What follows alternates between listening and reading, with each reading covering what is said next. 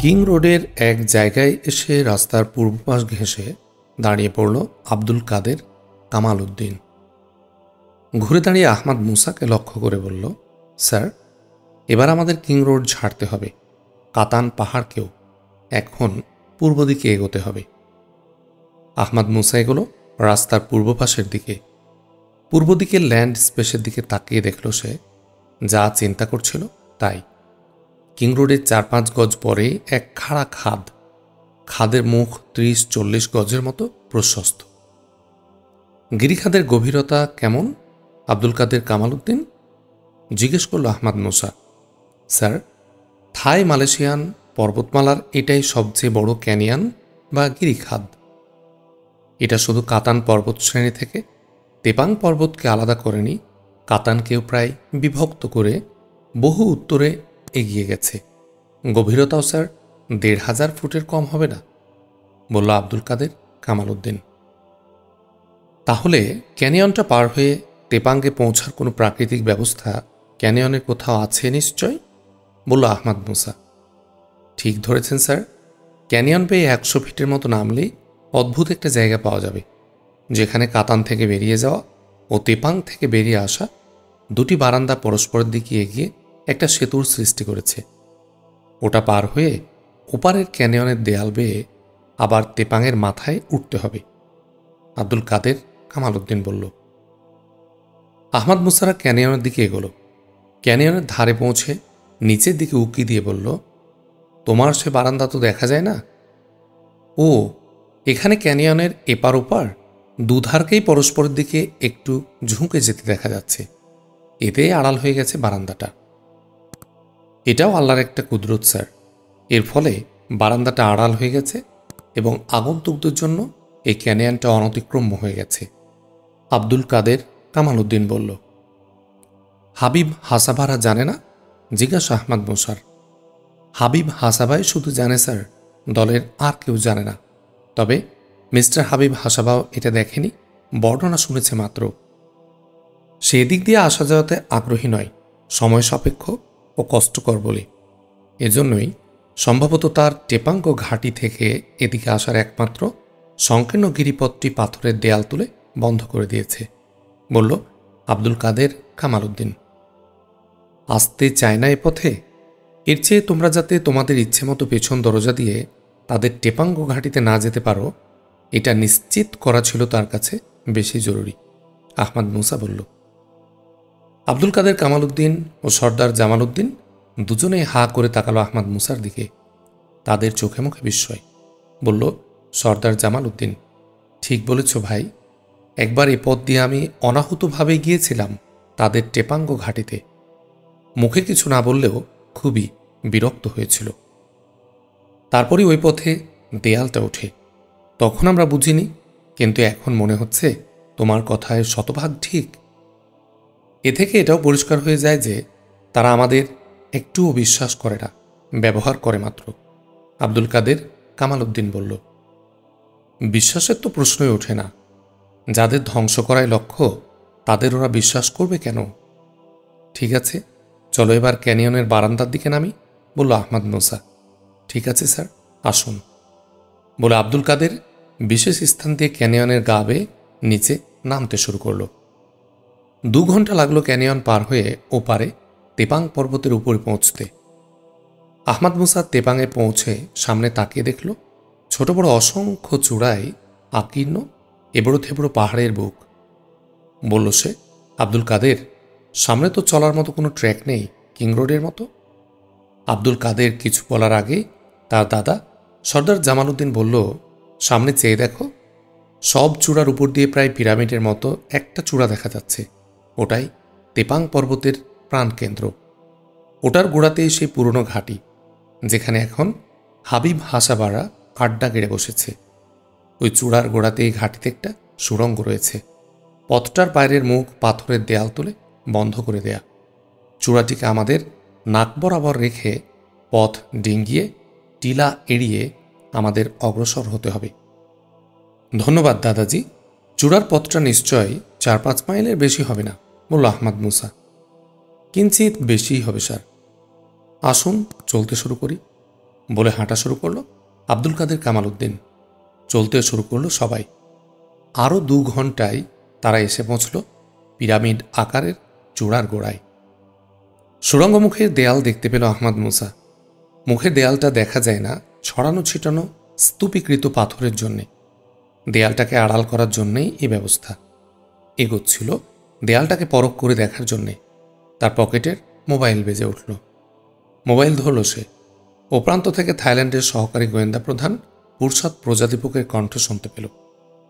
শুভেচ্ছা বিনিময়ের পর আহমদ মুসা বলল, বলুন জনাব, আমরা তেপাং পাহাড়ি। ধন্যবাদ আহমদ মুসা, কিন্তু নতুন মারাত্মক একটা পরিস্থিতির সৃষ্টি হয়েছে। তোমার মতামত সবাই আমরা আশা করছি। বলুন জনাব, পরিস্থিতিটা কি? আহমদ মুসা বলল, খুবই উদ্বেগের। ঘণ্টাখানেক আগে হাবিব হাসাবা শেষ হুমকিটা দিয়েছে।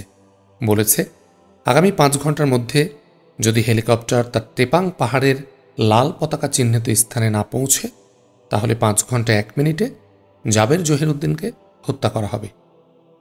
শুনে আহমদ মুসা একটুও না ভেবেই বলল, জনাব, আলটিমেটামের কোনো গুরুত্বই নেই। নিশ্চিত থাকুন, হাবিব হাসাবা পালিয়ে নিরাপদ হওয়ার আগে জাবের জহিরুদ্দিনকে হত্যা করবে না। জাবের জহিরুদ্দিন এখন তার বর্ম।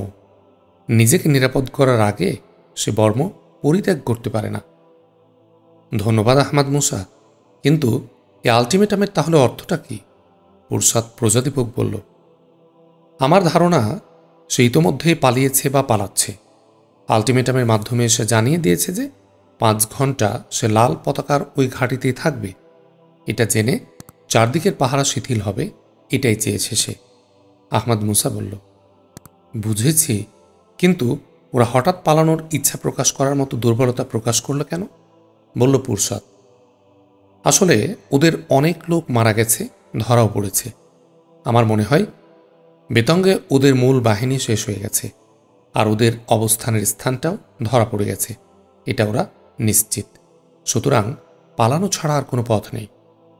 আহমদ মুসা বলল, পালাতে পারবে না। উপত্যকার সব পথ বন্ধ। হ্রদ ও পাহাড়ের মধ্যে জলপথেও শক্ত পাহারা বসানো আছে, সে তো তুমি জানোই। হঠাৎ থেমে গেল পুরসাদ। কয়েক মুহূর্ত পরেই আবার বলে উঠল, কিন্তু আহমদ মুসা, জলপথটা তো অনেক প্রশস্ত। পাহারা বসানো আছে শুধু উত্তর তীরে। জরুরি মুহূর্তে এই পাহারা তো গোটা জলপথ কাভার করতে পারবে না। চিন্তার কিছু নেই। দক্ষিণ তীরে অবস্থান নেওয়ার জন্য 2 জনকে আমি পাঠিয়েছি। ওরা দক্ষিণ তীরে জেলেদের যে ছাউনি আছে সেখানে জেলে বেশে বসে থাকবে। আহমদ মুসা বলল, ধন্যবাদ আহমদ মুসা। আহমদ মুসা, আমাদের গোটা নির্ভরতা কিন্তু তোমার উপর। আলটিমেটাম দেওয়ার পর এদিক থেকে ঘাটির দিকে অগ্রসর হওয়া অসম্ভব। তোমার পরিকল্পনাটা কি? বলল পুরসাদ। আমরা তেপাং পাহাড়ে পৌঁছে গেছি। সামনে কি পরিস্থিতি আমি জানি না, তবে আলটিমেটামে যে সময় দিয়েছে তার একাংশ সময়ের ওইখানে আমরা পৌঁছে যাব। আহমদ মুসা বলল, God bless you young man. আমরা এদিকে হেলিকপ্টার সরবরাহের সিদ্ধান্ত নিয়ে আলোচনা করছি। এই কথা বলে কালক্ষেপণ করব। এর মধ্যে তোমার অপারেশন শেষ হবে আশা করছি। আর আমি জনাব জুবাইদাদের জানিয়ে দিচ্ছি তুমি ভালো আছো। ওরা জাবের জহিরুদ্দিনের ব্যাপারে যতটা উদ্বিগ্ন তার চেয়ে বেশি উদ্বিগ্ন তোমার ব্যাপারে। ওরা আলটিমেটাম দেওয়ার পর জনাব জুবাইদারা একটু বেশি উদ্বিগ্ন হয়ে পড়েছে, বারবার টেলিফোন করছে। বেশি ভেঙে পড়েছে আমার মেয়ে সিরি থানার তা। তবে সিরি তো জয়নব নিশ্চিত যে তুমি জাবের জহিরুদ্দিনকে উদ্ধার করবেই। ঈশ্বর তাদের বিশ্বাসকে রক্ষা করবেন নিশ্চয়। আর কোনো পরামর্শ কিংবা কোনো কথা আছে আহমদ মুসা? ধন্যবাদ, তেমন কিছু থাকলে জানাবো। ওকে, গুড বাই, সালাম, বলে ওপার থেকে টেলিফোন রেখে দিল পুরসাদ প্রজাদীপক। মোবাইল পকেটে রেখে আহমদ মুসা আব্দুল কাদেরের দিকে তাকিয়ে বলল, শুনলেন তো সব। এখন আমাদের দ্রুত ঘাটিতে পৌঁছতে হবে এবং সেটেল করতে হবে। ওরা জানবে না এমনভাবে। জাবের জহিরুদ্দিনের জীবন সত্যি ঝুঁকির মুখে। আঁকাবাঁকা সুড়ঙ্গটা খুব দীর্ঘ নয়, 400-500 গজের বেশি হবে না। ঘাটি পর্যন্ত পৌঁছতে আমাদের সময়ও বেশি লাগবে না, বলল আব্দুল কাদের কামাল উদ্দিন। শুধু সুড়ঙ্গে দেয়াল নয়, সুড়ঙ্গ পথে আরও প্রতিবন্ধকতা তারা রাখতে পারে। দেয়ালের চেয়ে সেগুলো আরও মারাত্মক হতে পারে। আব্দুল কাদের, সে হিসেব তোমাকে রাখতে হবে। আহমাদ মুসা বলল। কথা শেষ করে আহমাদ মুসা এগুলো সুড়ঙ্গ মুখের দিকে। লক্ষ্য, পাথরের ফাঁক দিয়ে দেয়ালের গাঁথনি পরখ করে দেখা। আব্দুল কাদের, কামাল উদ্দিনও তার পিছে পিছে যাচ্ছে। সুড়ঙ্গ মুখে পৌঁছতেই পকেটের মোবাইলটি আবার বেজে উঠল আহমাদ মুসার। মোবাইল ধরে হ্যালো বলতেই ওপার থেকে সালাম ভেসে এলো থাইল্যান্ডের সহকারী গোয়েন্দা প্রধান পুরসাদ প্রজাতিভোগের। সালাম দিয়ে বলল, বলুন জনাব, নতুন কোনো খবর নিশ্চয়? হ্যাঁ আহমাদ মুসা, তুমিও পেয়ে থাকতে পারো। 25-30 মিনিট আগের ঘটনা। তেপাং পাহাড়ের দিক থেকে একটি ইঞ্জিন চালিত দ্রুতগামী বোট হ্রদের দিকে যাচ্ছিল। উত্তরের অবস্থান থেকে আমাদের লোক চ্যালেঞ্জ করলে দ্রুত দিক পরিবর্তন করে ক্যানেলের দক্ষিণ দিক দিয়ে পালাতে চেষ্টা করে, কিন্তু দক্ষিণ দিক থেকে গর্জে ওঠে হেভি মেশিন গান। তারা গুলির দেয়াল সৃষ্টি করে। কয়েকটা গুলি নাকি বোটকেও হিট করে। বোটটি গতি পরিবর্তন করে পাহাড়ে ফিরে যেতে বাধ্য হয়। এই খবর তোমাকে দেবার জন্যেই টেলিফোনটা করা। ওপার থেকে বলল পুরসাদ। আলহামদুলিল্লাহ, সন্দেহ নেই হাবিব হাসাবা পালাচ্ছিল। ব্যর্থ হয়েছে তার প্রথম উদ্যোগ। আহমাদ মুসা বলল, তুমি ঠিকই সন্দেহ করেছিলে। আলটিমেটামটা তার ছিল ট্র্যাপ, কিন্তু সে তো আলটিমেটাম না দিয়েই পালাতে পারত, বলল পুরসাদ প্রজাতিভোগ।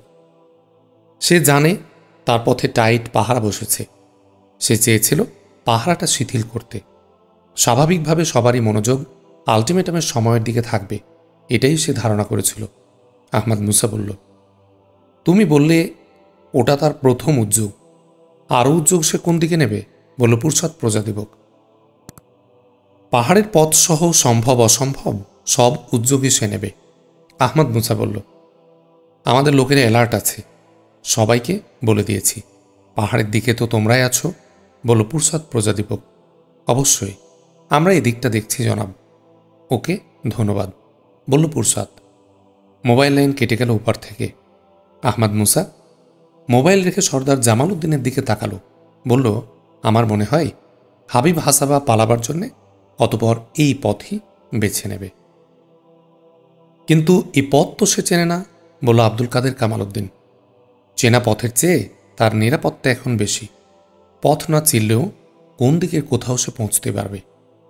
ঠিক বলেছেন স্যার, এখন তাহলে আমাদের করণীয়?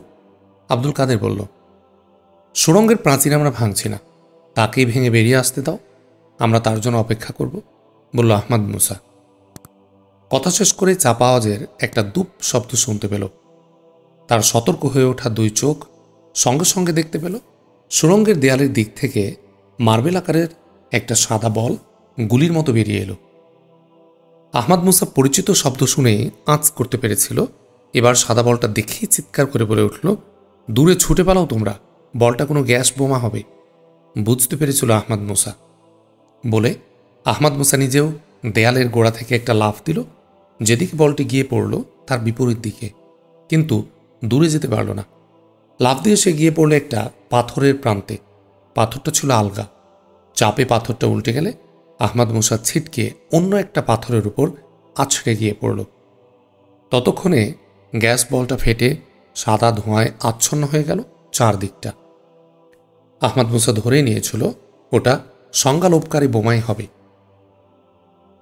হাবিব হাসাবা চায় আমাদের সংজ্ঞাহীন করে বিনা লড়াইয়ে হত্যা বা বন্দি করে রেখে নিজে সরে পড়বে। আহমাদ মুসা পাথরের ওপর আছড়ে পড়ে নিঃশ্বাস বন্ধ করে। সে জানে এ ধরনের বোমার কার্যকারিতা 1.5-2 মিনিটের বেশি থাকে না। শ্বাস বন্ধ করার সাথে সাথে আরেকটা কাজ করল, সেটা হলো জ্যাকেটের পকেট থেকে রিভলভার বের করে রিভলভার সমেত ডান হাত দেহের নিচে চাপা দিয়ে রাখল। উপুড় হয়ে পড়ে আছে আহমাদ মুসা, কিন্তু মুখ তার ডান দিকে কাত হয়ে আছে। কপালের বাম পাশটা ফেটে রক্ত গড়িয়ে পড়ছে পাথরের উপর। চোখ দুটি তার বন্ধ। ডান হাত ডান পাঁজরের নিচে আটকা, আর বাম হাতটা পাশের একটা পাথরের উপর দিয়ে ঝুলছে। নিরেট সংজ্ঞাহীন দেহের একটা অবস্থা। আহমাদ মুসা পাথরের উপর পড়ে ভাবতে শুরু করেছে, যেভাবেই হোক হাবিব হাসাবা এক্ষুনি বেরিয়ে আসবে। সে তাদের অজ্ঞান অবস্থার সুযোগ নেবে। দেয়ালের গায়ে কোনো গোপন দরজা আছে? গোপন দরজা রেখে হয়তো দেয়াল তৈরি হয়েছে, তারপর পাথর ছড়িয়ে তাকে আরও আড়াল করে ফেলা হয়েছে। এমনটা খুবই স্বাভাবিক। আর দেয়ালের গায়ে চোখ রেখে দেখার মতো কোনো ঘুলঘুলি নিশ্চয় ছিল। সে ঘুলঘুলি দিয়েই গ্যাস বোমাটা ছোড়া হয়। 1 মিনিটও সময় পার হয়নি, দেয়ালের দিকে বোমা ফাটার একটা আওয়াজ হলো। আহমদ মুসার চোখ একটু ফাঁক করে দেখল দেয়ালের এক প্রান্তে বোমার বিস্ফোরণ ঘটেছে। বুঝল তাহলে গোপন কোনো দরজা নেই, বোমার বিস্ফোরণ ঘটিয়ে দেয়ালের গায়ে সুড়ঙ্গ সৃষ্টি করা হলো বেরিয়ে আসার জন্যে। 2 মিনিট হয়নি, তাই আহমদ মুসার শ্বাস তখনও বন্ধ রেখেছে। এবার চোখ বুঝল সে, ওরা এখনই বেরিয়ে আসবে। বোমা বিস্ফোরণের আগুন নিভে গেছে। সুড়ঙ্গের দেয়ালের গায়ে প্রায় 1 গজ ব্যাসের একটা গোলাকার পথ খুলে গেছে। হাবিব হাসাবা তাকালো তার পাশে দাঁড়ানো জহিরুদ্দিনের দিকে। জাবের জহিরুদ্দিনের বিধ্বস্ত চেহারা, চুল উস্কো খুস্কো, কাপড় ময়লা, 2 হাত পিছমোড়া করে বাঁধা, পায়েও শেকল পরানো।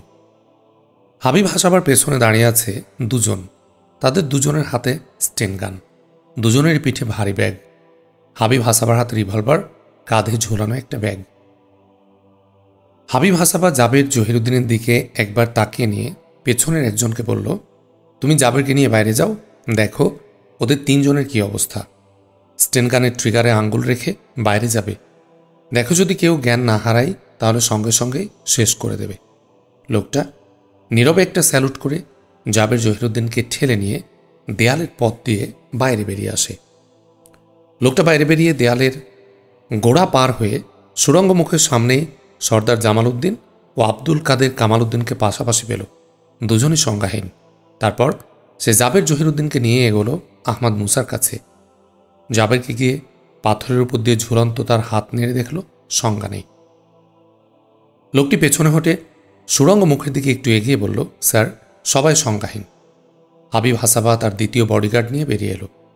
হাবিব হাসাবার চোখ প্রথমেই পড়ল সর্দার জামাল উদ্দিন ও আব্দুল কাদের কামাল উদ্দিনের উপর।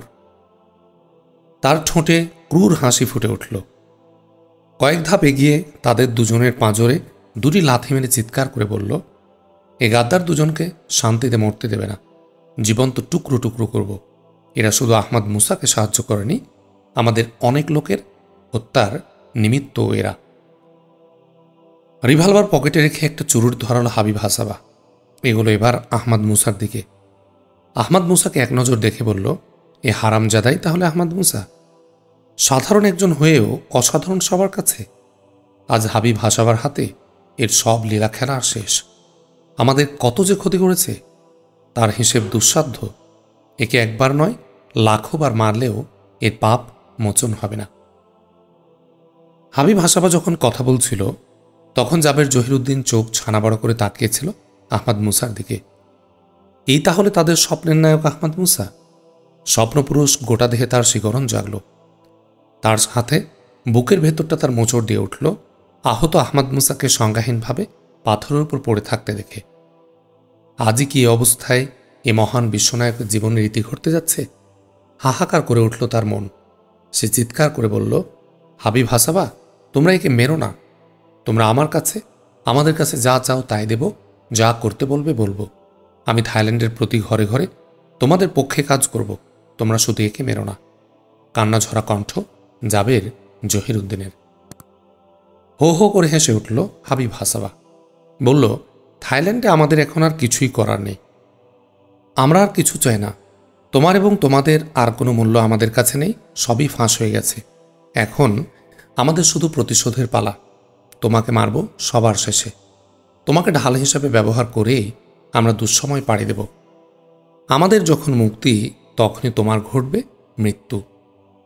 বলে হাবিব হাসাবা 2 জন গার্ডকে লক্ষ্য করে বলল, তোমরা গিয়ে আহমদ মুসাকে চিৎ করে শুয়ে জ্ঞান ফেরাবার চেষ্টা করো। ওর জ্ঞান ফিরলে তবেই নাটক জমবে। জ্ঞান ফিরলে ওর ডান হাতটা আগে কাটব। ওই হাতই করেছে আমাদের বেশিরভাগ সর্বনাশ। গার্ড 2 জন হাবিব হাসাবাকে নীরবে স্যালুট দিয়ে তার হুকুম পালনের জন্য এগোলো। ওরা পাশাপাশি হেঁটে এগোচ্ছে আহমদ মুসার দিকে।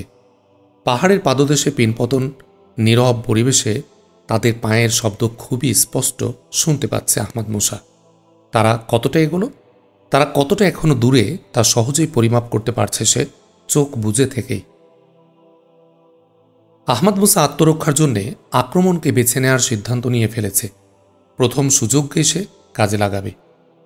ওদের পায়ের শব্দ যখন আহমদ মুসার পায়ের কাছাকাছি পৌঁছল, তখন আহমদ মুসা চোখ খুলল এবং তার রিভলভার ধরা ডান হাতও বেরিয়ে এলো পাঁজরের নিচ থেকে।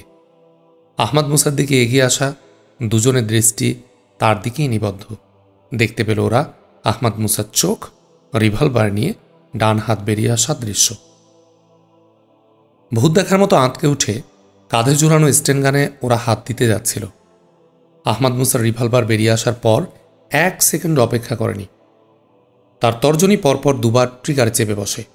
দুজনেই কপালের মাঝ বরাবর গুলি খেয়ে নিঃশব্দে ছিটকে পড়ে মাটিতে।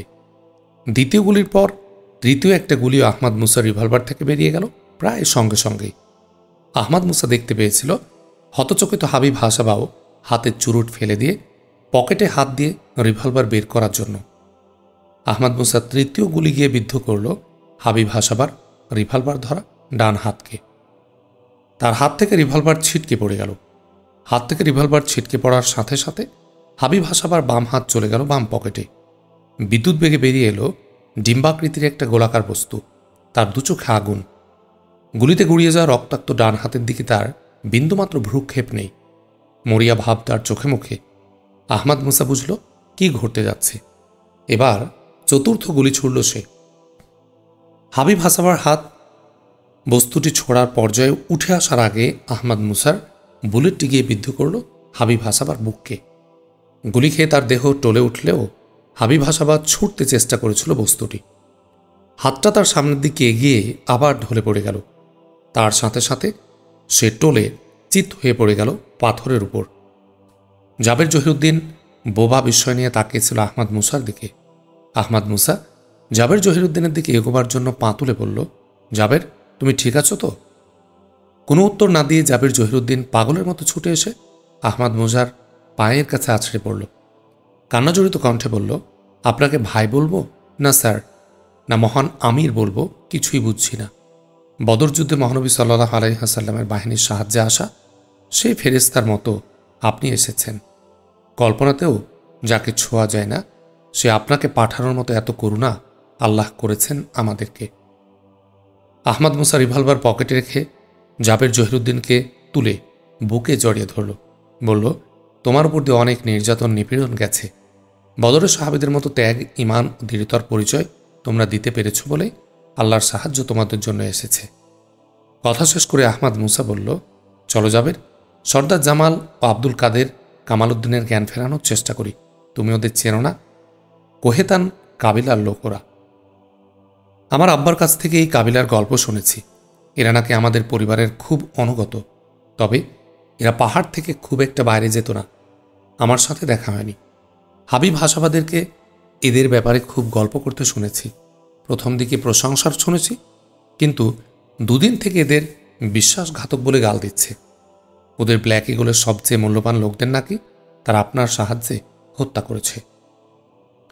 আহমদ মুসার পাশে হাঁটতে হাঁটতে কথা বলছিল জাবের জহিরুদ্দিন। আব্দুল কাদেরদের পাশে এসে গেছে আহমদ মুসা। আহমদ মুসা পকেট থেকে সরু ইঞ্চিখানেক লম্বা এক অ্যালুমিনিয়াম টিউব বের করে জাবের জহিরুদ্দিনের হাতে দিয়ে বলল, টিউবের মুখটা ওদের নাকে ধরে দুপাশের লাল বোতামে একসাথে 2-3 বার চাপ দাও। জাবের জহিরুদ্দিন টিউবটা নিয়ে এগোল আব্দুল কাদেরের দিকে। আহমদ মুসা পকেট থেকে মোবাইল বের করে বলল, জাবের, তোমার কথা জনাব জোবাইদা ফরহাদ ফরিদুদ্দিনে জানিয়ে দেয়। একটু থেমে আবার বলল, জাবের, তোমার হবু শ্বশুর প্রসাদ প্রজাতিপক্ষে জানিয়ে দেয়। সিরিত থানার তা ওদিকে পাগলের মতো হয়ে আছে। থমকে দাঁড়িয়েছে জাবের জহিরুদ্দিন। ফিরে তাকিয়েছে আহমদ মুসার দিকে। লজ্জায় রাঙা হয়ে গেছে তার মুখ। সে বলে, আপনি সিরিত থানার তাকে চেনেন? স্যারকে চেনেন? শুধু চেনব কেন, ওদের বাড়িতে থাকলাম, খেলাম, সব বলবো। যাও, তুমি ওদের জ্ঞান ফেরাও, বলল আহমদ মুসা। চলার জন্য ফিরে দাঁড়াতে গিয়ে আবার বলল, স্যার, দাদি ও জয়নাবকে এটা বলেছেন? মিষ্টি হাসল আহমদ মুসা। বলল, শুধু বলেছি নয়, সিরিত থানার তার সাথে তাদের কথা বলিয়েও দিয়েছি। কি খুশি তো? তোমার কঠিন কাজটা আমি সহজ করে দিয়েছি। জাবের জহিরুদ্দিন লাজ নম্রে একটু হাসি হাসল। বলল, স্যার, আপনার সাক্ষাৎ যে পাই তার এমন সৌভাগ্যই হয়। আমি সংগ্রামী আহমদ মুসাকেই চিনতাম স্যার এতদিন, কিন্তু এ মিনিট খানেকের পরিচয়ে আমার মনে হচ্ছে ভাই আহমদ মুসা, মানুষ আহমদ মুসা তার চাইতে অনেক বড়। কথাগুলো বলতে গিয়ে জাবের জহিরুদ্দিনের কণ্ঠ ভারী হয়ে উঠেছে, চোখের কোণ তার ভিজে উঠেছে। কথা শেষ করে জাবের জহিরুদ্দিন ঘুরে দাঁড়িয়ে আব্দুল কাদেরের কাছে যাবার জন্য পা বাড়ালো। আহমদ মুসা মোবাইল নিয়ে ব্যস্ত হয়ে পড়ল হাবিব হাসাবার শেষ খবরটা এবং জাবের জহিরুদ্দিনের সুস্থ থাকার কথাটা জয়নাব পুরসাদকে জানানোর জন্য। কথা বলল আহমদ মুসা থাই প্রধানমন্ত্রী, প্রতিরক্ষামন্ত্রী, এদিকে আয়েশা আলিয়াদের সাথেও।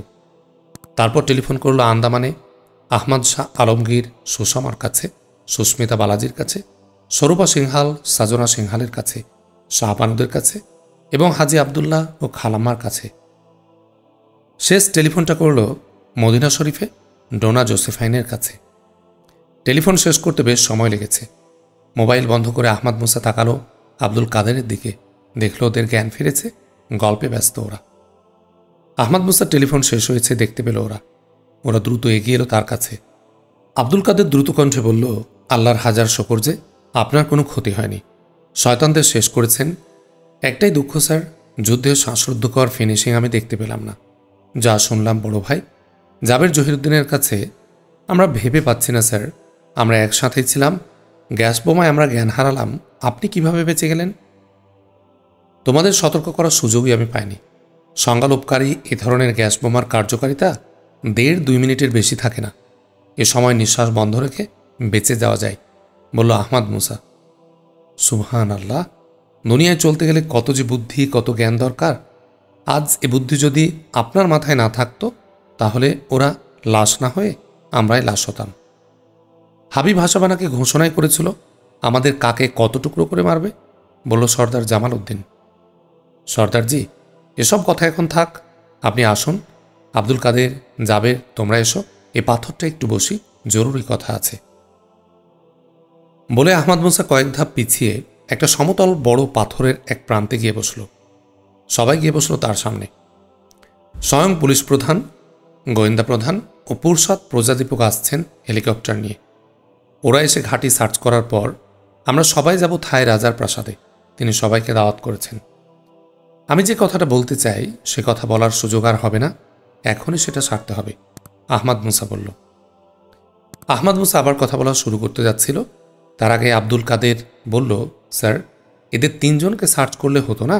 কি নিয়ে সরে পড়েছিল তা দেখা যেত না? আব্দুল কাদের, এসব সার্চের কাজ ওরা করবেন, আমাদের কাজ শেষ।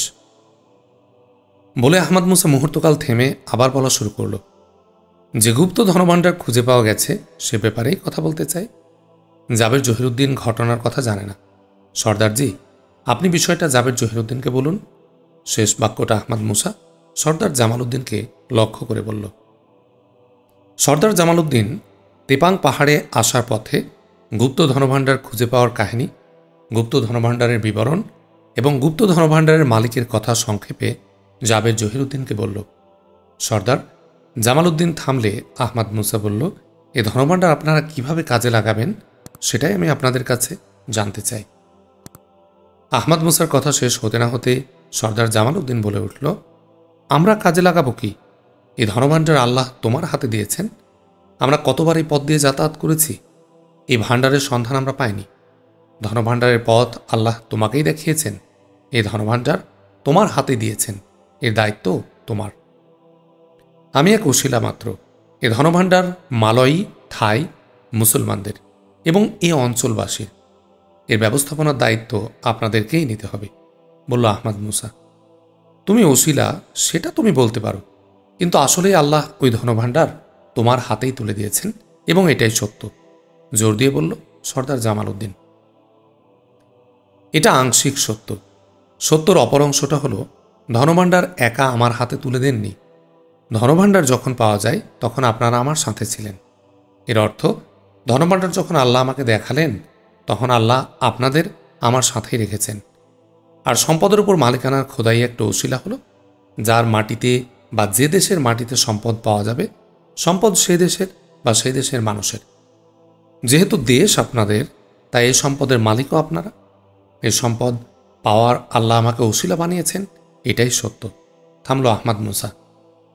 ধীর কণ্ঠে সর্দার জামাল উদ্দিন বলল, তোমার কথার উপর কোনো কথা বলা বেয়াদবি, কিন্তু যেহেতু তুমি আমার নাতির মতো তাই কিছু কথা বলে রাখি। আবারও বলছি, তোমার কথা মেনে নেবার পরও তোমাকে ওসিলা বানিয়েছেন আল্লাহ নিশ্চয় কোনো একটা বিশেষ উদ্দেশ্যে। সে উদ্দেশ্যটা কি? তোমাকে ছাড়াও এ ধনভাণ্ডার আল্লাহ আমাদের দিতে পারতেন, কিন্তু তা দেননি। তোমাকে ওসিলাটা বানিয়েছেন কেন? হয়তো আল্লাহ চান এই ধনভাণ্ডারের ব্যাপারে কোনো পরামর্শ চাইলে আমি যেন তা দিই, বলল আহমদ মুসা। তাহলে বলো, এ ধনভাণ্ডার কে রাখবে? এর ব্যবহারের ব্যবস্থাপনা কি হবে? সর্দার জামাল উদ্দিন বলল। এ ব্যাপারে আপনাদের চিন্তাটা কি বলুন, তাহলে আমার পরামর্শ দেওয়াটা সহজ হবে, বলল আহমদ মুসা। সর্দার জামাল উদ্দিন তাকালো জাবের জহিরুদ্দিনের দিকে, বলল, জাবের জহিরুদ্দিন আমাদের নেতা, এ ব্যাপারে কথা বলা তারই হক। ধনভাণ্ডার যাদের দ্বারা আল্লাহ আবিষ্কার করিয়েছেন আমি তাদের মধ্যে ছিলাম না, অতএব এ ব্যাপারে কোনো মত দেবার কথা আমার নয়। তবু বলতে হলে আমি বলবো, আল কাতান বা কোহেতান পাহাড়ের ধনভাণ্ডার আপাতত কোহেতান কাবিলার প্রধান জনাব সর্দার জামাল উদ্দিনের তত্ত্বাবধানে থাকবে। আর এ ধনভাণ্ডারের ব্যবহার ব্যবস্থাপনার বিষয়টা আমাদের সকলের সম্মানিত নেতা, থাইল্যান্ডের এক যুগান্তকারী পরিবর্তনের নায়ক আমাদের মহান ভাই আহমদ মুসা ঠিক করে দেবেন, বলল জাবের জহিরুদ্দিন। কিছু বলতে যাচ্ছিল সর্দার জামাল উদ্দিন, তার আগে আহমদ মুসা বলে উঠল, জাবের, সর্বাবস্থায় সকল প্রশংসা আল্লাহর জন্যে। কোনো মানুষের এতে ভাগ বসাবার অধিকার নেই। কোনো আবেগের বশবর্তী হয়ে এটা ভুলে যাওয়া উচিত নয়। সরি, আল্লাহ আমাকে মাফ করুন।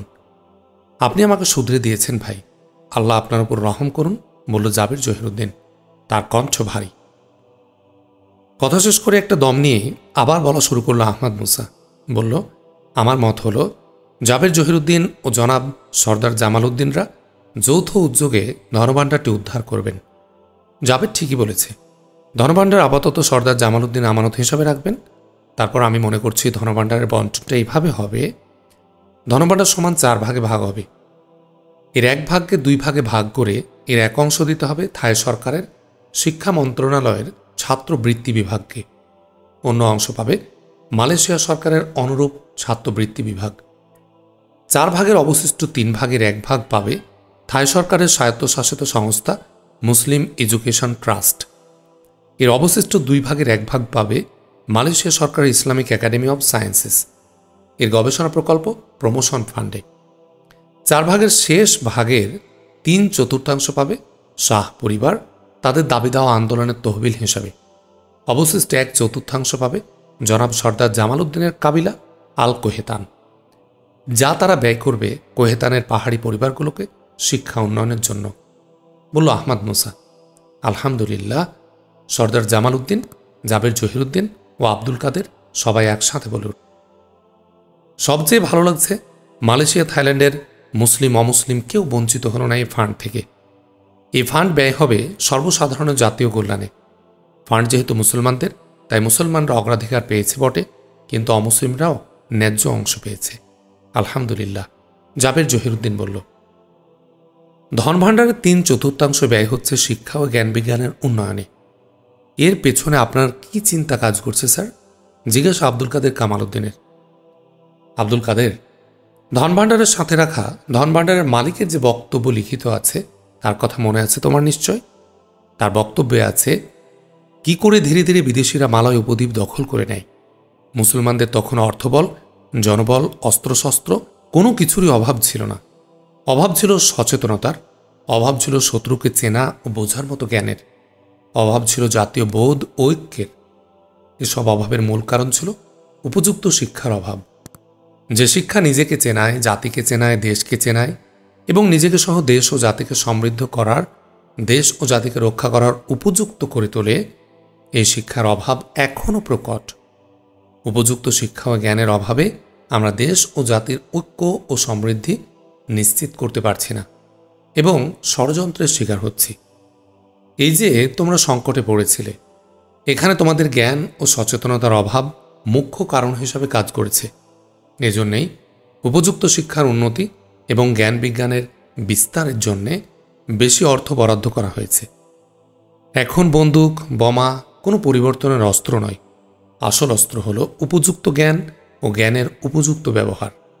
আজ অস্ত্র ও অর্থবলের মতো হার্ড পাওয়ারের চাইতে সুপরিকল্পিতভাবে রচিত গ্রন্থাদি, সুসম্পাদিত বহুল প্রচারিত পত্রপত্রিকা শক্তিশালী ইলেকট্রনিক্স মিডিয়া আর জ্ঞান ও তথ্য প্রযুক্তির সুপরিকল্পিত সফট পাওয়ারের শক্তি অনেক বেশি।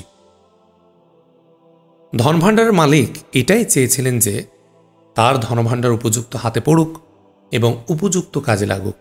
আমি তার এই আশা পূরণ করার চেষ্টা করেছি। থামল আহমাদ মুসা। আলহামদুলিল্লাহ বলে উঠল একসাথে তিনজন। কিছু বলতে গেল সর্দার জামাল উদ্দিন। এ সময় হেলিকপ্টারের শব্দ তাদের কানে এলো। তিনজনের 6টি চোখই ছুটে গেল পূর্ব দিকে। বড় হেলিকপ্টার, সামরিক হেলিকপ্টার বলে মনে হচ্ছে। আমার মনে হচ্ছে যে হেলিকপ্টার আসছে এই হেলিকপ্টারে করে আমরা সবাই যাব থাইরাজ আনন্দ মাহিদল ভূমিবলের প্রাসাদ অফিসে। তিনি দাওয়াত দিয়েছেন আমাদের সকলকে। সেখানে যারা যাচ্ছেন তাদের মধ্যে রয়েছে দাদি জয়নব জোবাইদা, ফরহাদ ফরিদ উদ্দিন। তাছাড়া সেখানে যাচ্ছে সিরিত থানার্তা এবং আয়েশা আলিয়া, আব্দুল জব্বার আল জোবায়েরও। আর সবাই মানে আয়েশা আলিয়া ও জাফর জামিল ওখানে যাচ্ছে কিভাবে? আহমাদ মুসার কথার মাঝখানেই বলল সর্দার জামিল। তার চোখে মুখে বিস্ময়। একই ধরনের বিস্ময় জাবের জহিরুদ্দিনের চোখে মুখে। সর্দার জামালউদ্দিন থামতে জাবের জহিরুদ্দিন বলে উঠল, মহারাজা, প্রধানমন্ত্রী আপনার সাথে দেখা করবেন, আমাদেরকেও ডাকতে পারেন, এটা ঠিক আছে, কিন্তু দাদিরা যাচ্ছেন কেন বুঝতে পারছি না। আমি টেলিফোনে সবার সাথে কথা বলেছি, আলোচনা করেছি। দাদি ও জয়নবের সাথেও, আয়েশা আলিয়ার সাথেও কথা বলেছি। আমি প্রধানমন্ত্রীকে বলেছি, তাই সবাইকে আমন্ত্রণ জানানো হয়েছে এবং নিয়ে যাবারও ব্যবস্থা করেছে, বলল আহমাদ মুসা। কেন? সবাইকে প্রয়োজন কেন? বলল জাবের জহিরুদ্দিন। দুটি কারণে। এক, সবার সাথে আমি দেখা করতে চাই। 2, জাবের জহিরুদ্দিন, জয়নব জোবাইদা, আয়েশা আলিয়ার বিয়ে আমি দেখে যেতে চাই। আমি দুঃখিত, তোমাদেরকে জিজ্ঞেস করার সময় পাইনি। আমি জয়নব জোবাইদা, দাদি, আয়েশা আলিয়াদের বলেছি, জাবের সর্দারজি, আপনাদের আপত্তি নেই তো? থাই রাজার প্রাসাদে এই 3 জোড়া বিয়ের আয়োজন করা হচ্ছে। অপার বিস্ময় জাবের জহিরুদ্দিনের মনে, সর্দার জামালউদ্দিন ও আব্দুল কাদেরের চোখে মুখেও। বলল জাবের জহিরুদ্দিন, আমাদের ব্যাপারে আপনার যে কোনো সিদ্ধান্ত আমাদের সৌভাগ্য। কিন্তু জাবের জহিরুদ্দিনের কথার মাঝখানে সর্দার জামালউদ্দিন বলে উঠল, আমিও একে আমাদের পরম সৌভাগ্য বলেই মনে করছি।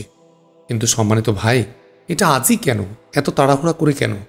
বলল জাবের জহিরুদ্দিন। সর্দার জামালউদ্দিনের কথা শেষ হবার সঙ্গে সঙ্গেই, তোমাদেরকে আরেকটা কথা জানানো হয়নি, আমি আজই মদিনায় আমার বাড়িতে যাব। কথাটা শুনে বিদ্যুৎ স্পৃষ্টের মতো চমকে উঠল 3 জনই। হঠাৎ যেন রাতের অন্ধকার নামল তাদের চোখে মুখে। সবাই বিস্ময় তাড়িত বোবা দৃষ্টি নিয়ে তাকালো আহমাদ মুসার দিকে। কিছুক্ষণ কেউ কোনো কথা বলতে পারল না। একসময় নীরবতা ভাঙল জাবের জহিরুদ্দিন। ধীর কণ্ঠে বলল, আপনার সাথে তো কোনো কথাই হলো না আমাদের। আপনার সম্পর্কে কত কথা শুনেছি, কত পড়েছি। এক স্বপ্ন ছিলেন আপনি আমাদের কাছে। হাবিব হাসাবাদের মুখেই প্রথম শুনলাম যে আপনি সম্ভবত থাইল্যান্ডে এসেছেন। ওরা নিশ্চিত তখনও জানত না, কিন্তু বলতো যে আহমাদ মুসা ছাড়া তাদের ক্ষতি করার এমন লোক পৃথিবীতে দ্বিতীয় কেউ নেই। তারা সন্দেহ করত যে আন্দামানে যখন আপনি এসেছেন তখন থাইল্যান্ডেও আসতে পারেন। মাত্র কয়েকদিন আগে তারা নিশ্চিত হয় যে আপনি আহমাদ মুসা। আমি এটা জানার পর কি যে খুশি হয়েছিলাম। সেদিনই প্রথম ভাবতে শুরু করলাম, আল্লাহ আমাকে মুক্ত করবেন। মুক্ত করার জন্যে আল্লাহ আপনাকে থাইল্যান্ডে নিয়ে এসেছেন। সেদিন থেকে কত স্বপ্ন দেখেছি, আপনাকে কত কথা বলবো, কত কথা জানাবো। আপনি কেন আন্দামানে এলেন আর কিভাবেই বা এলেন থাইল্যান্ডে, এসব নানা প্রশ্ন জমাট বেঁধে আছে আমার মধ্যে, বলল জাবের জহিরুদ্দিন। অশ্রু ভেজা তার কণ্ঠ। আহমাদ মুসা একটা হাত জাবেরের পিঠে রেখে সান্ত্বনা দিয়ে বলল, আমরা এখনো একসাথে এক বেলার মতো আছি, অনেক কথা হবে। আন্দামানের আহমদ শাহ আলমগীরের টেলিফোন নাম্বার আমি তোমাকে দিয়ে যাব। তার সাথে কথা বলে আন্দামানের সব ঘটনা জানতে পারবে। আর থাইল্যান্ডে কিভাবে এলাম এটা জয়নব জোবাইদার কাছ থেকেই জানতে পারবে। সে আমাকে নিয়ে এসেছে থাইল্যান্ডে। জাবের জহিরুদ্দিন বিস্ময়ভরা দৃষ্টি নিয়ে তাকালো আহমাদ মুসার দিকে। বলল, জয়নব আপনাকে নিয়ে এসেছে থাইল্যান্ডে? সে এক রূপকথা জাবের, তুমি জোবাইদার কাছেই শুনে নিও। বলে আহমাদ মুসা আকাশের দিকে তাকালো। বলল, হেলিকপ্টার এসে গেছে, চলো আমরা এক পাশে সরে যাই। মাঝের এই এলাকাটা কিছুটা সমতল, এখানে ল্যান্ড করুক। উঠে দাঁড়ালো আহমাদ মুসা, তার সাথে উঠে দাঁড়ালো সবাই। একসাথে তারা সরে গেল। একে একে 2টি হেলিকপ্টারই ল্যান্ড করল। হেলিকপ্টারগুলো মাউন্টেইন ল্যান্ডার। সুতরাং কোনো অসুবিধাই হলো না ল্যান্ড করতে। প্রথমে হেলিকপ্টার থেকে নামল পুলিশ প্রধান থানম কীর্তিকাচরণ। তারপর নামল সহকারী গোয়েন্দা প্রধান পুরসাদ প্রজাদীপক। তারপরেই নেমে এলো আরও কয়েকজন পুলিশ ও গোয়েন্দা অফিসার। অন্য হেলিকপ্টার থেকে নামলো একদল পুলিশ। পুলিশ প্রধান অফিসারদের নিয়ে এগিয়ে আসতে লাগলো আহমদ মুসাদের দিকে। আহমদ মুসারও এগোলো তাদের দিকে। মুখোমুখি হলো তারা। আহমদ মুসা স্বাগত জানিয়ে হাত বাড়ালো পুলিশ প্রধানের দিকে হ্যান্ডশেকের জন্যে, কিন্তু পুলিশ প্রধান দুহাত বাড়িয়ে জড়িয়ে ধরল আহমদ মুসাকে। বলল, কনগ্র্যাচুলেশনস বিভেন বার্গম্যান ওরফে আহমদ মুসা। আমরা কৃতজ্ঞ আপনার কাছে। প্রথমটায় আপনার কথায় আমরা আস্থা রাখতে পারিনি বলে দুঃখিত। থাইল্যান্ডের সবচেয়ে সম্মানিত পুলিশ অফিসার পুলিশ প্রধানকে জড়িয়ে ধরে আহমদ মুসা বলল, কৃতজ্ঞতা আমাকেই প্রকাশ করতে হবে স্যার। আপনার বিভাগের সহযোগিতা না পেলে আমি এভাবে এগোতেই পারতাম না। আহমদ মুসা জাবের জহিরুদ্দিনকে দেখিয়ে বলল, এ হলো ঘটনার মধ্যমণি জাবের জহিরুদ্দিন। পুলিশ প্রধান এগুলো জাবের জহিরুদ্দিনের সাথে হ্যান্ডশেক করার জন্যে। এই ফাঁকে সহকারী গোয়েন্দা প্রধান পুরসাদ প্রজাদীপক এসে জড়িয়ে ধরল আহমদ মুসাকে। বলল, ওয়েল ডান ইয়াং ম্যান, তুমি সকলকে নির্বাক করে দিয়েছ। তারপরে কানে কানে আহমদ মুসাকে বলল, তোমার হুকুম মতো 3 জোড়া বিয়ের কাজ পুরোদমে চলছে। তোমার টিকিটও রেডি, কিন্তু সিরিত থানার তা কি তোমাকে ছাড়বে? হাসল আহমদ মুসা। বলল, স্যার, কেউ ছাড়ে না, তবু ছাড়তেই হয়। এটাই পৃথিবীর এক নিষ্ঠুর নিয়ম। তবুও মধুর এই পৃথিবী বলে পুরসাদ প্রজাদীপক আহমদ মুসাকে ছেড়ে দিয়ে জড়িয়ে ধরল জাবের জহিরুদ্দিনকে। বলল, তুমি ঠিক আছো বেটা? গভীর আবেগ পুরসাদের কণ্ঠে। আহমদ মুসা পুরসাদ প্রজাদীপক পুলিশ প্রধানকে পরিচয় করিয়ে দিল সর্দার জামালউদ্দিন আব্দুল কাদের কামালউদ্দিনের সাথে। বলল, বেতাঙ্গ থেকে এই টেপাঙ্গ পাহাড় পর্যন্ত আমার অভিযানের এরাই ছিলেন মধ্যমণি। না স্যার, বলে উঠল সর্দার জামালউদ্দিন, আমরা আসলে জ্ঞান হারিয়ে ফেলেছিলাম। আহমদ মুসা অদ্ভুত প্রজ্ঞার পরিচয় না দিলে ওরা 3 জন লাশ না হয়ে আমরা 3 জনই লাশ হয়ে যেতাম। জাবের জহিরুদ্দিনও বাঁচত না। কৃতজ্ঞ দৃষ্টিতে একবার আহমদ মুসার দিকে তাকিয়ে কিছু বলতে যাচ্ছিল পুলিশ প্রধান থানম কীর্তিকাচরণ। তার আগে আহমদ মুসা বলে উঠল, মাফ করবেন স্যার, হাবিব হাসাবাদের সার্চ বাকি আছে, ঘাটিটাও একটু সার্চ করা দরকার। মিষ্টি হাসল পুলিশ প্রধান। বলল, আমি শুনেছি তুমি প্রশংসা পছন্দ করো না। সত্যিই যদি তোমার মতো দুনিয়ার সব লোক হতো আহমদ মুসা? একটু থেবেই আবার আহমদ মুসাকে লক্ষ্য করে বলল, দেখো, অফিসাররা ভিকটিমদের ফটো নিচ্ছে, সুরতহাল রিপোর্ট করছে, ওরাই সার্চ করবে ভিকটিমদের। টেরোরিজম প্রিভেনশন ব্যুরো চিফও এসেছেন, তার নেতৃত্বেই পুলিশরা ঘাঁটি সার্চ করবে, ফটো নেবে। অনেক সময় লাগবে ওদের, ওরা থাকবে, আমরা চলে যাব এক্ষুনি তোমাদের নিয়ে। বলেই পুরসাদ প্রজাদীপকের দিকে চেয়ে নির্দেশ দিল, মিস্টার প্রজাদীপক, চিফ চুলাঙ্করণকে সব কাজ এক একবার বুঝিয়ে দিন আপনি। আমরা এখনই স্টার্ট করব, এরা সবাই ক্লান্ত। তাছাড়া বিয়ের আয়োজনেদের রেডি হবার প্রশ্নও আছে। জি স্যার, আমি আসছি, বলে অফিসারদের দিকে এগিয়ে চলল পুরসাদ। আহমদ মুসা, একটা সুখকর খবর আছে। পুরসাদ প্রজাদীপক আজই থাইল্যান্ডের গোয়েন্দা প্রধানের দায়িত্ব নিচ্ছেন, আর গোয়েন্দা প্রধান আজকে রয়্যাল কাউন্সিলের একজন সদস্য হিসাবে নিয়োগ পেয়ে গেছেন, বলল পুলিশ প্রধান থানম কীর্তিকাচরণ। খুব খুশি হলাম স্যার, আপনারা সঠিক মূল্যায়ন করেছেন, বলল আহমদ মুসা। আহমদ মুসা, তুমি এভাবে না গিয়ে আর একদিন সময় দিতে পারতে না আমাদের? পুলিশ প্রধান থানম বলল, স্যার, আমার ছেলে অসুস্থ, আমার স্ত্রীকে সত্যি একটু আপসেট মনে হলো। যদিও সে নিজেকে চেপে রাখার চেষ্টা করেছে, আমি একটু উদ্বিগ্ন। আহমদ মুসা বলল। কয়েক মিনিটের মধ্যে ফিরে এলো পুরসাদ। বলল, সব ঠিক আছে স্যার, আমরা এখন যেতে পারি। ঠিক আছে, চলো, বলে পুলিশ প্রধান থানম কীর্তিকাচরণ আহমদ মুসার হাত ধরে পাশাপাশি হেলিকপ্টারের দিকে হাঁটতে শুরু করল। পুরসাদ প্রজাদীপক, জাবের জহিরুদ্দিন, সর্দার জামালউদ্দিন এবং আব্দুল কাদেরকে নিয়ে পেছনে হাঁটা শুরু করল। মিনিট 5 মধ্যেই সবাইকে নিয়ে একটি হেলিকপ্টার আকাশে উড়ল। থাই রাজা আনন্দ মহিদল ভূমিবলের খাস ড্রয়িং রুম থেকে বেরিয়ে এলো আহমদ মুসা। ড্রয়িং রুমের দরজায় দাঁড়িয়ে রাজা আনন্দ মহিদল ভূমিবল ও রানী মাহা সারা খান ভূমিবল বিদায় নিল আহমদ মুসাকে। বিদায় হ্যান্ডশেক করতে গিয়ে রাজা ভূমিবল বলল, আহমদ মুসা, নিজের জীবন বিপন্ন করে নিঃস্বার্থ সেবা দিয়ে থাইল্যান্ডকে আপনি অসীম কৃতজ্ঞতা পাশে আবদ্ধ করেছেন। চিরদিন মনে রাখবে এটা থাইল্যান্ড। সিরিত থানার্থা এবং জাবের বাঙ্গাসা জহিরুদ্দিন বিয়ে দক্ষিণের পাত্তানিদের সাথে অবশিষ্ট থাইল্যান্ডকে আরও একাত্ম করবে এবং এরও সবটা কৃতিত্ব আপনার। রাজা মহিদলের কথা শেষ হবার পরেই বলে উঠল রানী মাহা সারা খান ভূমিবল। আপনাদের ধন্যবাদ এক্সিলেন্সি। যে আতিথ্য, যে আন্তরিকতা দিয়েছেন আপনারা, আমারও চিরদিন তা মনে থাকবে। আমি যা কিছুই করেছি তার জন্য সকল কৃতিত্ব আমার মালিকের, আমার স্রষ্টার। মহামান্য রানী, আমিও আশা করি পাত্তানি মুসলমানদের সাথে অবশিষ্ট থাইল্যান্ড আরও একাত্ম হয়ে যাবে। ওরা বেশি কিছু চায় না। ওদের বিশ্বাস ও বিশ্বাসভিত্তিক কাজের স্বাধীনতা ওদের জন্য যথেষ্ট। বহুজাতিক রাষ্ট্রে জাতিগুলো স্বায়ত্তশাসন রাষ্ট্রকে দুর্বল করে না, শক্তিশালীই করে। ধন্যবাদ আহমাদ মুসা, তোমার এই কথাগুলো আমাদেরও কথা।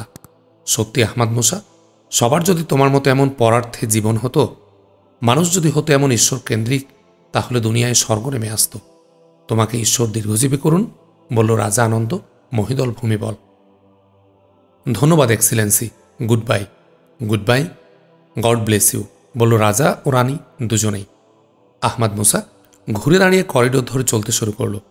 করিডোরেই কিছুটা সামনে দাঁড়িয়ে অপেক্ষা করছে প্রধানমন্ত্রী চিয়াং মাই থাকসিন। আহমাদ মুসাকে স্বাগত জানিয়ে আহমাদ মুসার পাশাপাশি হাঁটতে শুরু করল। আহমাদ মুসার হাতে সে একখণ্ড কাগজ তুলে দিয়ে বলল, এটা ইন্টারপোলের একটা ইমেইল বার্তার কপি। আমরা কমিউনিট আগে পেয়েছি। আমরা হাবিব হাসাবার ফটো পাঠিয়েছিলাম তাদের কাছে তার পরিচয় জানার জন্যে। তারা এই ইমেইলে জানিয়েছে হাবিব হাসাবা জায়নিস্ট গোয়েন্দা সংস্থা ইরগুনজাই লিওমির একজন শীর্ষস্থানীয় সদস্য। এর আগে সে মুসলিম পরিচয় নিয়ে লেবানন, চীনের সিনচিয়াং এবং সোমালিয়াতেও কাজ করেছে। ধন্যবাদ আপনাকে আহমাদ মুসা, আপনি শুরুতেই যেটা বলেছিলেন তা শতভাগ সত্য প্রমাণিত হয়েছে। আলহামদুলিল্লাহ। আপনারা কী সিদ্ধান্ত নিয়েছেন? এই ষড়যন্ত্র সম্পর্কে কি আপনারা সরকারিভাবে কোনো বক্তব্য দেবেন? বলল আহমাদ মুসা। হাসল প্রধানমন্ত্রী চিয়াং। বলল, আমরা অফিসিয়ালি কোনো বক্তব্য দিচ্ছি না, আমরা প্রেসকে সব দিয়ে দিচ্ছি। ওরাই ষড়যন্ত্রটা ফাঁস করবে। হাবিব হাসাবার ফটো, এমনকি ইমেইলের কপিটাও আমরা দিয়ে দিচ্ছি। এটাই যথেষ্ট হবে স্যার। ধন্যবাদ, বলল আহমাদ মুসা। আহমাদ মুসা ঘড়ির দিকে একবার তাকিয়ে বলল, গাড়ি রেডি স্যার? গাড়িতে নয়, আপনি হেলিকপ্টারে যাচ্ছেন এয়ারপোর্টে। হিজ এক্সিলেন্সি রাজা ভূমিবল তার ব্যক্তিগত হেলিকপ্টার অফার করেছেন আপনাকে এয়ারপোর্টে নেবার জন্যে। বাইরের লনে হেলিকপ্টার রেডি, প্রধানমন্ত্রী বলল। প্রাসাদ থেকে বাইরে এলো তারা। প্রাসাদের 3 পাশে বাগান, কিন্তু বিস্তীর্ণ লন। ডজন খালেক হেলিকপ্টার একসাথে এক লনে ল্যান্ড করতে পারে। জাতীয় দিবসে সেনাবাহিনী সহ বিভিন্ন বাহিনীর প্যারেড এখানে অনুষ্ঠিত হয়। সামনেই রাজকীয় হেলিকপ্টার দাঁড়িয়ে আছে দেখতে পেল আহমাদ মুসা। বাইরে দাঁড়িয়েছিল পুলিশ প্রধান, নতুন গোয়েন্দা প্রধান পুরসাদ প্রজাদীপক, আরও কিছু শীর্ষ আমলা, পুলিশ অফিসার। আরও একটু দূরে হেলিকপ্টারের কাছাকাছি দাঁড়িয়ে থাকতে দেখল দাদি, জাবের জহিরুদ্দিন সহ সকলকে। আহমাদ মুসারা বেরিয়ে আসতেই গোয়েন্দা প্রধান পুরসাদ প্রজাদীপক এগিয়ে এলো আহমাদ মুসাদের দিকে। প্রধানমন্ত্রীকে স্যালুট করে সে বলল, স্যার সব রেডি। তারপর আহমাদ মুসার দিকে চেয়ে বলল, আহমাদ মুসা, বিদায় আদায় নিয়ে এসেছ সবার থেকে, কিন্তু সবাই আবার এখানে এসে গেছে, কাউকে মানানো যায়নি। আহমাদ মুসা হাসল, বলল, আমার অসুবিধা নেই। বিয়ের অনুষ্ঠানে কম ধকল যায়নি ওদের উপর দিয়ে, তাই কষ্ট করে আর আসতে নিষেধ করছিলাম। এসে ভালো হয়েছে, আবার সবার সাথে দেখা হওয়ার সুযোগ হলো। ধন্যবাদ আহমাদ মুসা, বলল গোয়েন্দা প্রধান পুরসাদ। আহমাদ মুসাকে সাথে নিয়ে চলল হেলিকপ্টারের দিকে। দাদির কাছাকাছি পৌঁছতেই দাদিও এগোলো আহমাদ মুসার দিকে। প্রধানমন্ত্রী সহ সবাই থমকে দাঁড়ালো। আহমাদ মুসাও দাদির দিকে এগোলো। আহমাদ মুসা মুখোমুখি হলো দাদির। অন্যরা সবাই এসে দাঁড়ালো। জাবের জহিরুদ্দিন, সিরিত থানার্তা, ফরহাদ ফরিদুদ্দিন এবং জনাব জুবাইদা, জাফর জামিল ও আয়েশা আলিয়া সবাই বিয়ের পোশাক পরেই চলে এসেছে। তাদের সাথে সর্দার জামাল উদ্দিন এবং আব্দুল কাদের কামাল উদ্দিনও। দাদি, আবার দেখা হয়, খুব খুশি হলাম, কিন্তু আপনার কষ্ট হয়েছে আসতে। দাদির চোখ অশ্রুসিক্ত হয়ে উঠেছে। সে আহমাদ মুসার মাথায় কপালে একটা চুমু খেয়ে বলল, দাদিকে এমন কষ্ট দেবার জন্যে আর হয়তো কোনোদিন আসবে না তুমি। এই জন্যই ছুটে এসেছি ভাই। তুমি আল্লাহর তরফ থেকে ফেরেস্তা হয়ে এসেছিলে। ফেরেস্তারা আল্লাহর ইচ্ছাতে আসে, ডাকলে আসে না। সেজন্যে শেষ দেখার সুযোগ নেবার জন্য ছুটে এসেছি। কান্নায় রুদ্ধ হয়ে গেল তার কণ্ঠ। আহমাদ মুসা নিজেকে সামলে নিয়ে বলল, দাদি, এক দেশে নয় তো বটে, এক বিশ্বেই তো আমরা আছি। বেদনার মধ্যে এটাই আমাদের সান্ত্বনা। জাবের জহিরুদ্দিন, ফরহাদ ফরিদুদ্দিন, আব্দুল জব্বার আল জুবায়ের একে একে সবাই এসে জড়িয়ে ধরল আহমদ মুসাকে। কান্না চাপতে গিয়ে কোনো কথাই বলতে পারল না তারা। ওরা সরতেই সিরিত, থানার্তা, জয়নাব, জোবাইদা, আয়েশা, আলিয়া একসাথে আহমদ মুসার পায়ের কাছে বসে পড়ল। কাঁদছে তারা তিনজন। ওরা তিনজনই বিয়ের পোশাকে সজ্জিত, মাত্র মুখটুকু ছাড়া আপাদমস্তক বিয়ের পোশাকে মোড়া। কি বলে আহমদ মুসা সান্ত্বনা দেবে ওদের একটু ভাবল। বলল, একটা সুখবর দেব তোমাদের, তোমরা উঠে দাঁড়াও।